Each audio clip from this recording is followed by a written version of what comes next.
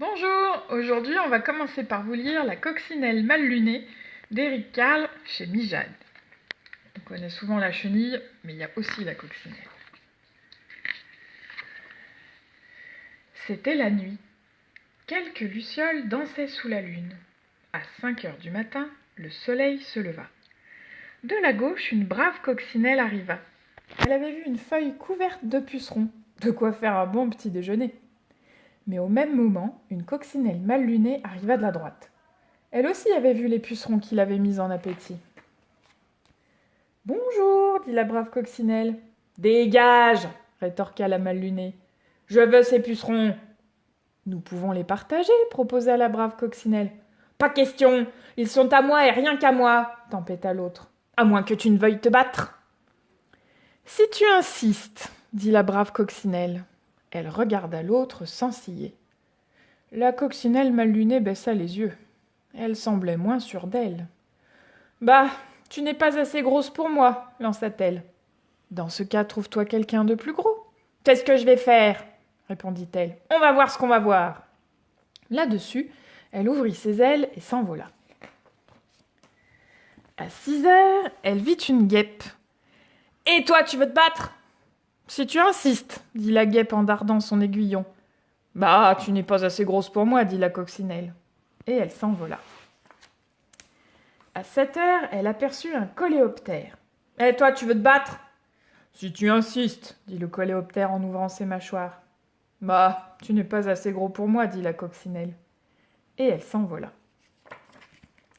À 8 heures, elle rencontra une menthe religieuse. « Et toi, tu veux te battre ?»« Si tu insistes, dit la menthe religieuse qui brandit ses pattes de devant. »« Bah, tu n'es pas assez grosse pour moi, dit la coccinelle. » Et elle s'envola. À 9 heures, elle découvrit une fauvette. « Et toi, tu veux te battre ?»« Si tu insistes, dit la fauvette qui fit claquer son bec. »« Ah, tu n'es pas assez grosse pour moi, dit la coccinelle. » Et elle s'envola. À 10 heures, elle apostropha un homard. « Et toi, tu veux te battre ?»« Si tu insistes, dit le homard en cisaillant l'air de ses pinces. »« Bah, tu n'es pas assez gros pour moi, dit la coccinelle. » Et elle s'envola. À 11 heures, elle croisa un putois.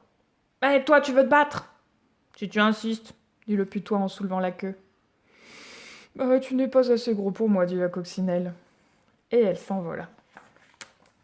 À midi, elle défia un boa constricteur.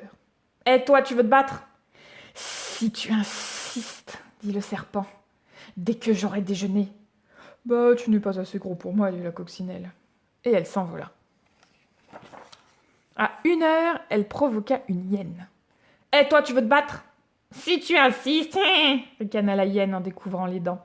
« Bah, tu n'es pas assez grosse pour moi, dit la coccinelle. » Et elle s'envola.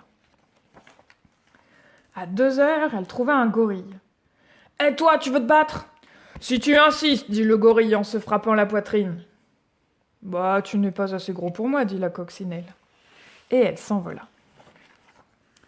À 3 heures, elle se précipita sur un rhinocéros. « Et toi, tu veux te battre ?»« Si tu insistes, dit le rhinocéros en pointant sa corne. »« Bah, tu n'es pas assez gros pour moi, dit la coccinelle. » Et elle s'envola. À 4 heures, elle se jeta sur un éléphant. « Et toi, tu veux te battre ?»« Si tu insistes, dit l'éléphant en exhibant ses défenses. »« Bah, tu n'es pas assez gros pour moi, dit la coccinelle. » Et elle s'envola. À 5 heures, elle se rua sur une baleine. « Et toi, tu veux te battre ?» La baleine ne daigna point répondre. Qu'importe, elle n'était pas assez grosse de toute façon. À 5 heures et quart, la coccinelle interpella une des nageoires de la baleine. « Et toi, tu veux te battre ?» Elle ne reçut pas de réponse, aussi s'envola-t-elle. À 5h30, elle questionna l'autre nageoire. « Et toi, tu veux te battre ?» On ne lui répondit pas davantage, et elle s'envola de nouveau. À 6 heures moins le quart, elle s'en prit à la queue de la baleine. « Et toi, tu veux te battre ?» Elle n'entendit pas la réponse, mais elle reçut une telle gifle qu'elle fut balayée par-dessus terres et mers. À 6 heures du soir, la coccinelle mal lunée était de retour, fort mal en point. « Ah, te voilà encore, dit la brave coccinelle. Tu dois avoir faim.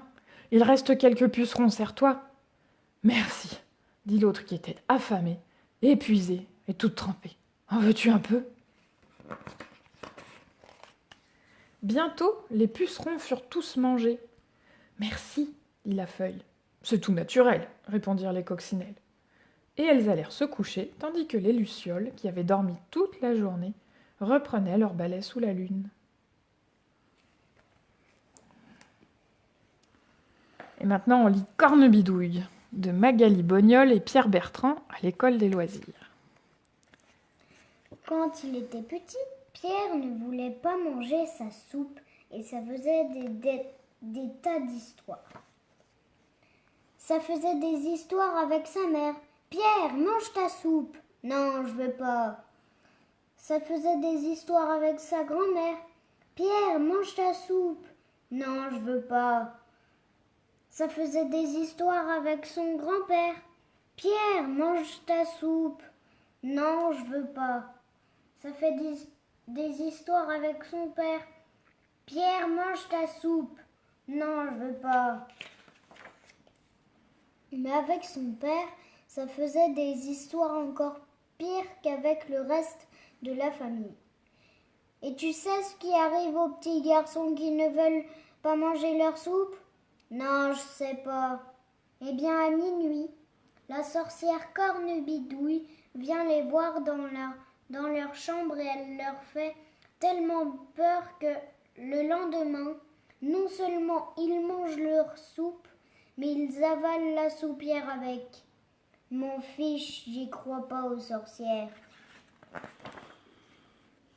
Alors là, en général, Pierre se retrouvait au lit l'estomac vide.